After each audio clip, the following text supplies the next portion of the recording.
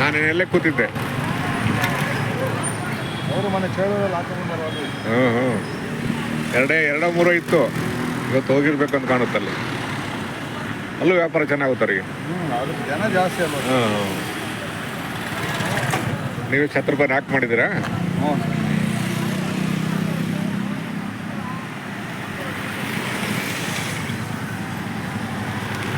ಪರವಾಗಿಲ್ಲ ಈ ಸೀಸನ್ ಈ ವರ್ಷ ಅಲ್ವಾ, ಎಲ್ಲರಿಗೂ ಲೈಫ್ ಕೊಟ್ಟಿದೆ. ಹೋಲ್ಸೇಲ್ ಕೊಡಕ್ಕೆ ಹೋಗ್ಬಾರ್ದು, ರಿಟೇಲೇ ಮಾಡಬೇಕು ಅಲ್ವಾ?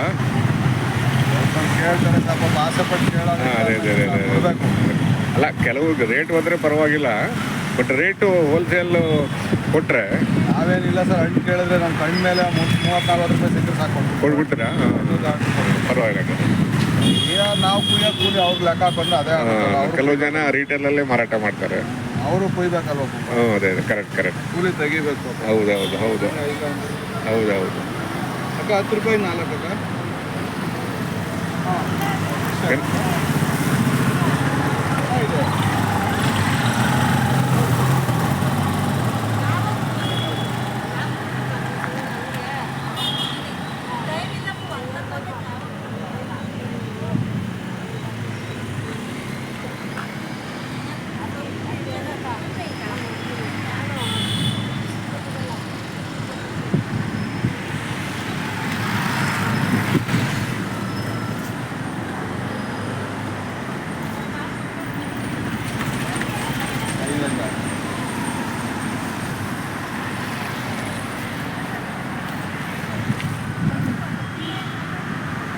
ಮತ್ತೆಲ್ಲ ಖಾಲಿ ಆಗುತ್ತೆ, ಕುಯ್ಯಕ್ಕೆ ಇನ್ನ ತರಬೇಕಾ?